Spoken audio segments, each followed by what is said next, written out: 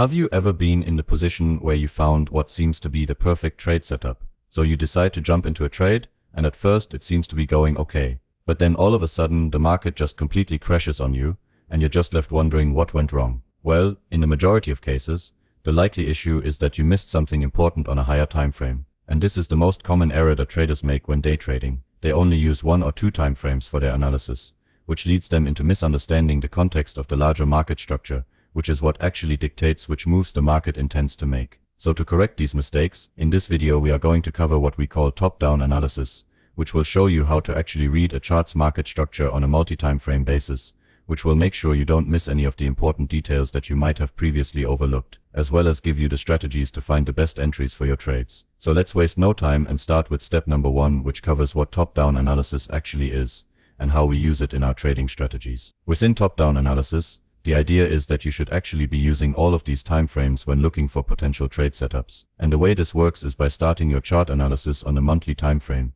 and then work your way down until you reach the time frame that you want to actually use for your entry setups. But to understand why, we will split these time frames into 3 different categories, with each of them being used for a different purpose. The first category are the higher time frames, which consists of the monthly and weekly time frames. The role of this category is to give us the context of the market, which involves identifying the trends of the larger scale price action. The second category are the medium time frames, which consists of the daily and 4-hour time frames. We use this category to look for potential trade setups that align with the larger market structure. And then for the third category we have the lower time frames, which consists of the 1-hour and 15-minute time frames. And this category is used to actually enter our trades, using the market analysis from the larger time frames. But it's rare that you'll actually see a trader use all 6 of these time frames. And this is because the time frames that a trader will use will depend on their personal preference and trading strategies. For example, a position trader might prefer to use the monthly, daily and 1-hour time frames to target the larger market moves that play out over a long period of time. Whereas the time frames that you typically see a day trader use would be much lower, because they are more focused on taking trades that might span only a few hours. But the point is, it doesn't matter what type of trader you are.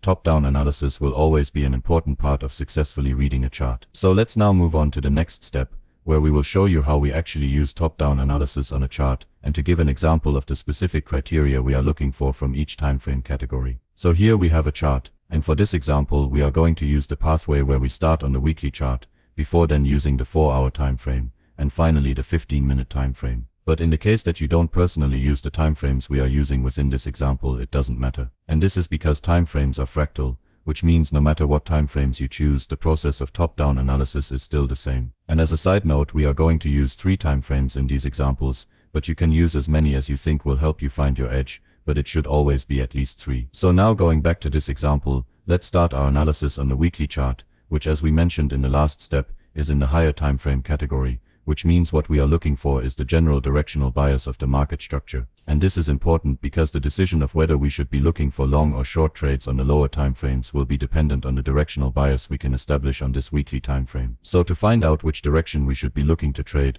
there are 3 steps we need to go through. The first step involves breaking down the current market structure to find the current order flow of the price action. The second step involves identifying the key levels that the market might look to target. And then the third step involves figuring out which key level is the current draw on liquidity by using the context of the PD arrays within the chart structure. So let's go through this process now. Starting with the first step, the method for how we can find the current order flow of the price action is very simple. All we need to do is go through the previous moves of the chart and mark every break of structure and change of character that formed, because this will tell us which direction the market is currently trending. And for this example, we can see that the market is currently bullish, with the most recent move creating a bullish break of structure, which suggests we should be looking for long entries to align with the current uptrend. But this only tells us what the market did previously, and not what it intends to do next. So let's now move on to the second step, which involves identifying potential targets. And when we talk about targets, we are referring to any PD arrays on the chart that the market might target to create its next move. And these can be previous swing highs and lows,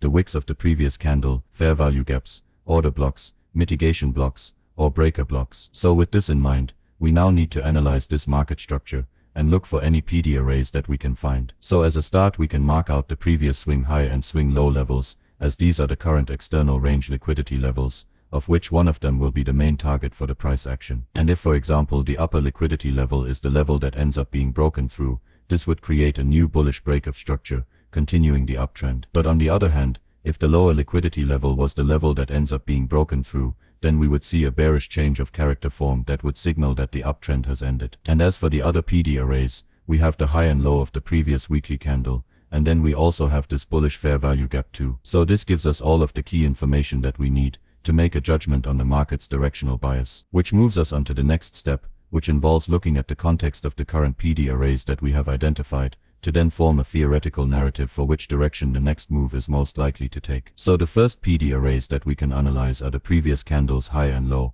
because these are the most immediate targets. But by looking at these levels without any other context, there's no way to know which level will be attacked. Because even if the market was planning on targeting the external range high, it's possible that the market could first sweep the previous candle's low, before then making the big move up. And this is why it's important to make sure you take the time to identify all of the PD arrays on the chart, because if you miss one, you might miss an important piece of the puzzle. And this is why we need to be careful about the next move. Because when we mark out this fair value gap again, if we look closely, we can actually see that the fair value gap was mitigated during the previous candle. Which means that if the fair value gap has been respected as an area of support, it's likely that the low of this previous candle is actually the low of this bearish move down. Which means in terms of the previous candle's low, it's highly probable that we won't see this level attacked. And instead, the support of the fair value gap has created the start of the next leg up. So with this idea in mind, the narrative that we can lean towards is that the next immediate PD array that will be targeted is the previous candle's high. And then from here, the move will push up to attack the upper external range liquidity level. So with this analysis, we have established a bullish directional bias, which tells us that we should be looking for bullish setups to trade. But remember, this is still only the weekly time frame, which isn't the time frame that we want to use for actually entering our trades. We have only analyzed this time frame to understand the directional bias and to identify the higher time frame targets. But on top of this, our bullish bias can only be validated if we can prove that this weekly fair value gap is actually being respected. So to find confirmation for this, we need to move down into our next time frame, which in this example is the 4-hour time frame. And now going back to what we mentioned earlier on in the video, we know that this 4-hour time frame falls into the medium time frame category, which means what we are looking for within this time frame is a suitable setup that we can use to enter a trade. But more importantly, we also want to look for confirmation that the bullish fair value gap that we found on the weekly time frame is being respected, because that is the confluence that we are using to fuel our bullish trades on the lower time frames. And to do this, we can again go through the same simple process. So the first step is to again analyze the current market structure to see whether this 4-hour price action has created a break of structure or a change of character. And as we can see in this example, the market created a liquidity sweep before then pushing up to create a bullish change of character. And this is very important if we are looking for a bullish setup, because whilst we have a bearish move down on the weekly time frame, this doesn't tell us much about what the market is doing in real time and where exactly it might create a reversal. So by analyzing the market structure of the 4-hour chart, we can see that the price action has now found support and has transitioned from a bearish order flow and into a bullish order flow. And what this means is that our 4-hour market structure is now aligning with the bullish fair value gap that we are targeting on the weekly time frame. But this still isn't where we want to enter a trade. There is still more work to be done from here. And so for the next step, we want to look within this 4-hour market structure for any bullish PD arrays that we can use for our trade setup, like this bullish fair value gap here. But as we can see, it has yet to be tested, which is actually good, because this allows us to prepare and use it as a target for our trade entry. So to summarize what we have done so far,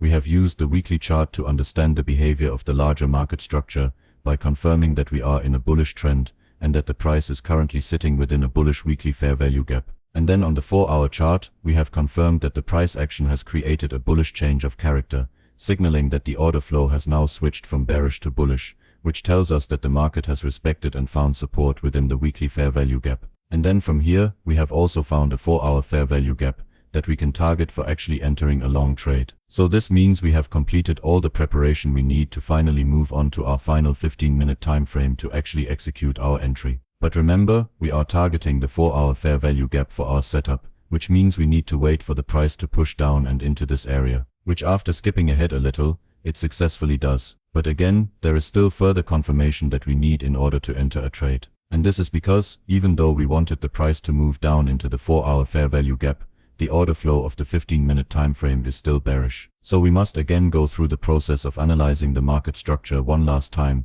by waiting for a bullish change of character, as this will be the signal that the order flow of the 15-minute chart is now aligned with both the 4-hour and weekly time frames. And once this has finally happened, all that is left is to find a bullish PD array on the 15-minute time frame to finally enter our trade. But after all of this, you might still think that as a day trader, all of this extra analysis on the larger time frames is unnecessary, if you only intend to use the lower time frames to find your entries. But you couldn't be more wrong. And this is because when we are analyzing a chart using different time frames, the highest time frames are always the most important, because they determine where the market actually intends to move, which also means that the PD arrays on those higher time frames will also be the strongest. So whilst you should use the lower time frames like the 15-minute to enter a trade for greater accuracy, if you are able to align the trade setup with the same directional bias of the market structure on the higher time frames, you can then use the larger time frame PD arrays as optional exit targets, which can greatly increase the potential risk to reward ratios of your trades. And to give an example of this, in the instance that we have entered a trade using this 15-minute fair value gap,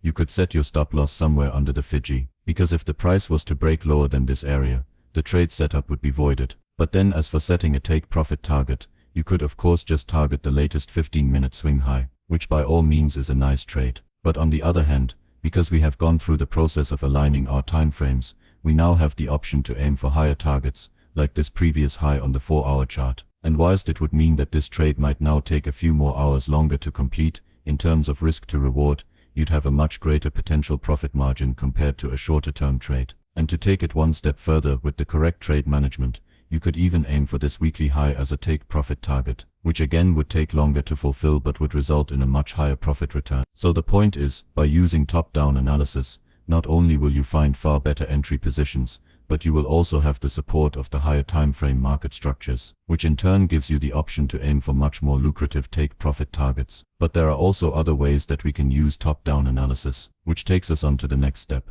which involves looking. Today we're going to be looking into how we can use top-down analysis on the lower time frames to determine whether an attack on liquidity is creating a liquidity run or a liquidity sweep. So here we have another example of a chart, and this time we are using the daily time frame. And the first thing you might have noticed is that this previous liquidity level is currently being attacked. But with only using the daily chart, we have no idea which way the market will actually go, because it has the possibility to either push up and create a liquidity run, or it could push down, which would confirm the liquidity sweep. But there is actually a way that we can determine what the market is going to do before the move actually plays out on this daily chart. And this involves understanding how time frames truly work. So when we do our analysis, we start with the highest time frame, because it dictates which direction the market intends to go. And then from here we work down, looking for a setup and entry that aligns with the stronger market trends. But on the other hand, let's say all three of our time frame categories were bullish, and then we reach an area in the market where we suspect a reversal might occur. In order for a true reversal to play out, we would need to confirm that the market structure of the highest time frame has turned bearish, but in reality,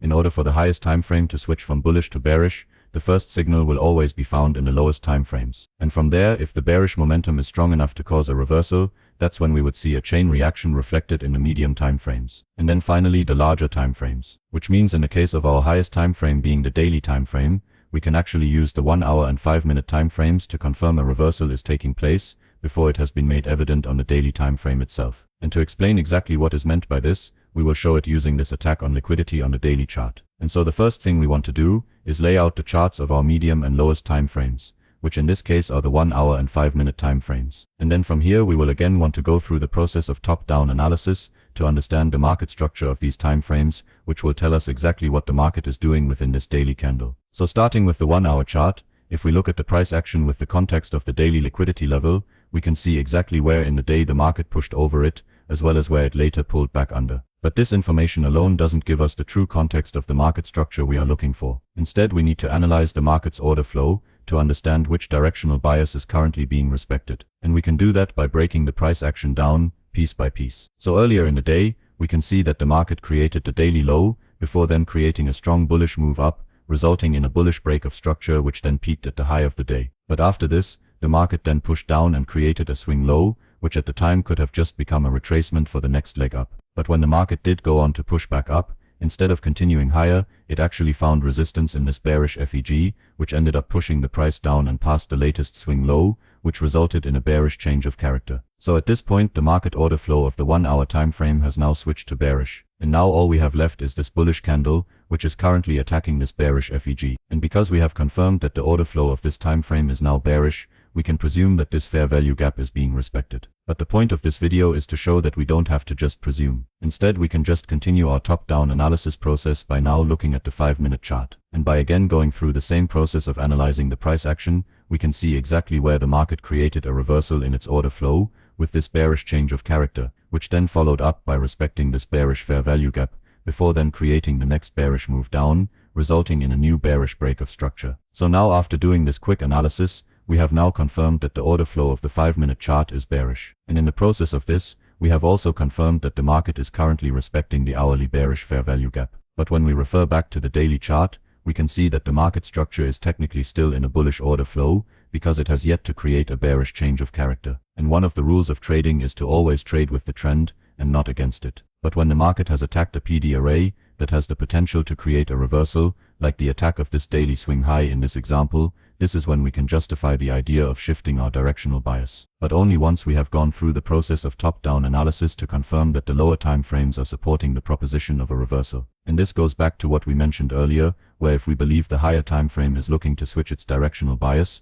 we would first see the switch occur on the lowest time frame first, before then working its way up, till it finally plays out on the highest time frame. So thinking about the logic behind why we would be interested in looking for short trades in this moment of time, the idea that we are using is that the intention of the market is to sweep this daily liquidity level in order to push down and attack this previous daily swing low, which at that point would confirm the daily bearish change of character. And the justification we are using to support this idea is how the market structures of the 1-hour and 5-minute time frames have switched to bearish order flows and are now respecting bearish PD arrays that have formed. And to see how this would play out, the market first pushed down and broke past the 5-minute low, which created a new bearish break of structure on both the 5-minute and 1-hour time frames. And then from here it continues to push down, targeting the 1-hour swing low, which also happens to be the low of the previous daily candle. And then finally it pushes down to attack the daily swing low, creating a bearish change of character, which also confirms the order flow of the daily time frame is now bearish, meaning the directional bias of our 3 time frames are now aligned once again. So when it comes to top-down analysis,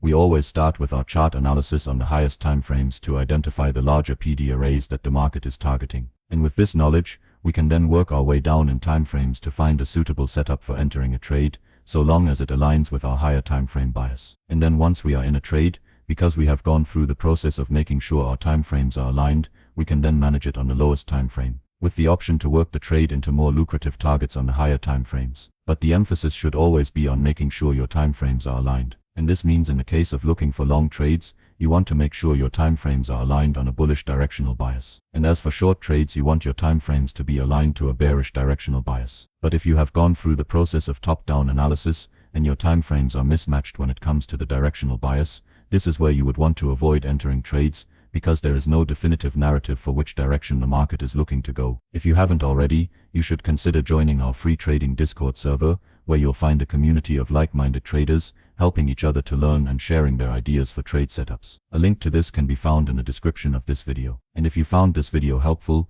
please leave a like, and then comment what trading concept you'd like to see us cover next.